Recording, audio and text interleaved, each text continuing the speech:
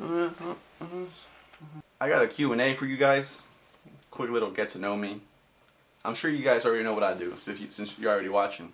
Shout out JC. So I asked ChatGPT to ask me some questions, and the first one was, what's the best and worst part about becoming a waiter? I'll start with the worst part. The worst part is having to be somewhere at a certain time. Let's say I have to be there at 4 p.m.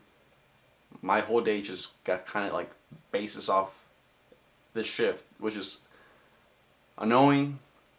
You know, I don't like waking up early and, oh man, I gotta go to work at 4. I usually do what I gotta do like the night before, stay up, and then wake up at 3, get ready, go to 4, and then go to work, whatever. You know, if I have nothing else to do. And then I make, you know, enough money to make it feel worthwhile, you know what I mean? I have all the closing shifts. I enjoy the closing shifts. So that would be the worst part. But the best part is the communication and problem solving skills you develop as you go about. Every shift is different. You get different people, different problems, different solutions, different everything.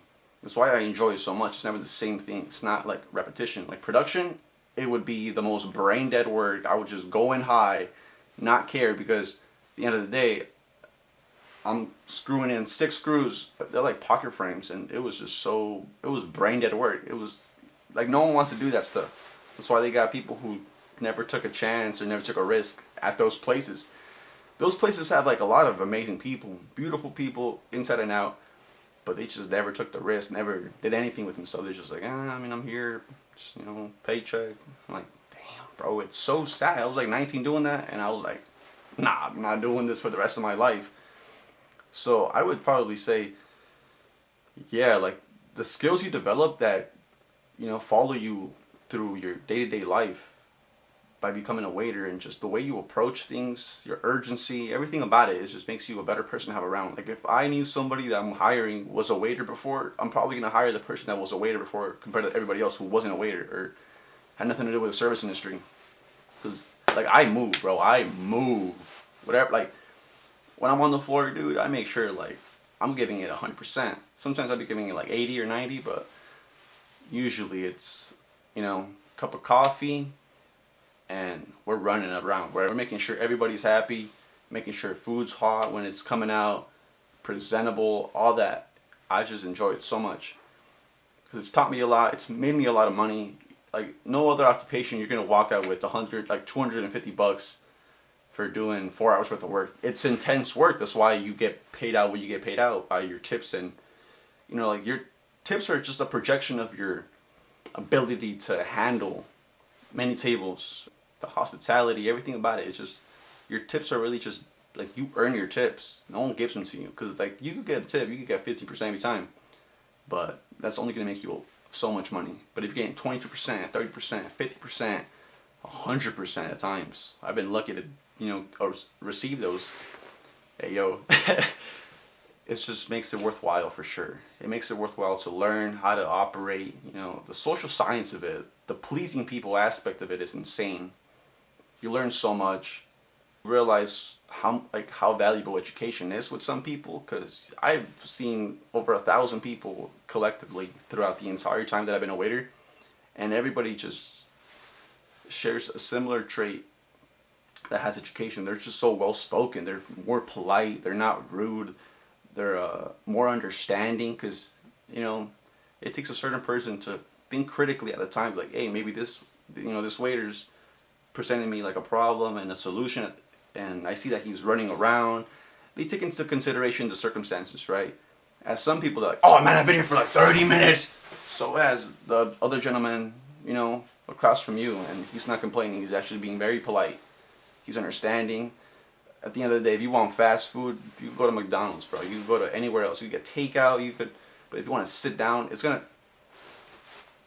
takes time. It takes time. Don't go out to eat if you don't have like an hour and 30 minutes of your time to waste. Because you're wasting time. You're sitting down, you know, you're enjoying your time. It's just to enjoy time and enjoy not having to cook and clean. Simple, you know what I mean? But definitely, like, the abilities you gain through becoming a waiter, you carry on for the rest of your life. It like molded me into a different person. It's amazing what, you know, being a waiter and being a part of the service industry really does to a human being. Next question. So we have a college life. What's your daily routine as a college student? So it varies from, so Monday, Wednesday, Tuesday, Thursdays are the identical days to each other. Like I have class on Monday, Wednesday, which is a 9:30 to 10:20, and that class, it's a history class. Learn about everything after 1500. So the basics and stuff. After that class, I read for Tuesday, Thursday's class, because you have to go in with the chapters already read, take down notes, think of questions to ask, just kind of like really try to understand what I'm learning better than memorizing it, because you don't really go far if you memorize everything. You gotta like understand what you're talking about, the terminology, how to apply it, when not to apply it, when you could, when you can't, yada yada yada. And right now I'm doing criminal law, and it's like the basics of the acts, robberies, burglaries, differentiate them, the mental aspect, the action of action, like the physical action of doing it. Everything matters in the case. So we're learning about those things, and I'm very passionate about it because nothing else interests me. You know what I mean? I picked a career that I enjoy learning about. I don't enjoy being taught about sciences, maths, or anything like that. I like to read and write. I like to articulate myself. I like to be presentable. I like to publicly speak, because another key thing, like waiters, you have to be loud. You have to be projecting your voice. You have to be, hey everybody, even though I never met you, I'm gonna, here I am. And that's also another plus. Like public speaking does not intimidate me like at all. Hey, how's it? Everybody, hello. You know what I mean? Like you're just so more confident. At least I am. Very confident guy. And that's like through becoming a waiter. You learn those kind of little things in life that you need. Crucial things is public speaking. You have to be able to publicly speak without looking frightened. Because if you look like you're scared, you're going to make everybody else feel uncomfortable. Simple. So, what was I getting at? Criminal law class. My day-to-day life. It's very simple. And I go to work right after my criminal law class. You know what I mean? 10 to 3. Or like 10:30ish, whatever. Because my class starts at 8:30, ends at like at 9:20, 9:30. Depends on, how long she's talking for after class. But yeah, that's day-to-day. It's about the same. Weekends are a little different. Weekends, I wake up, I go to work as a waiter. I then get off, I go shower, go hang out with my boys, lounge around the dorms, just chill, take it easy, order food, or, buy some snacks, all that. Partake in activities that can't disclose, all that stuff. So that's pretty much my day-to-day life as a college student. And then, go to work here and there whenever I need to, I guess. With like other jobs that I get offered, you know what I mean? Because everyone knows that I'm in school around here. It's like, hey, you need a couple bucks. You let us know. We have some work for you to do. Like, all right, thank you so much. That's what's like so, it's a plus for sure that people know that you're in school and they have like more leniency on you. They're like more cool about you calling out, more cool about you needing money. Like, hey, you got anything for me to do? Like, oh yeah. Because if you're like somebody who's not going to school and they're like, any money, like figure it out. Like, they're not as nice to you. Trust me. Like, I've been in both. I've been a student and I've been a non-student, and I will be a student any day, because you get the treatment is different. If people find out you're not in school, they're like, oh. Like, there was this one instance where a girl who was at the restaurant, and she wasn't a student, and like the couple, they were just like kind of disappointed in a way. It was kind of not funny, but just damn.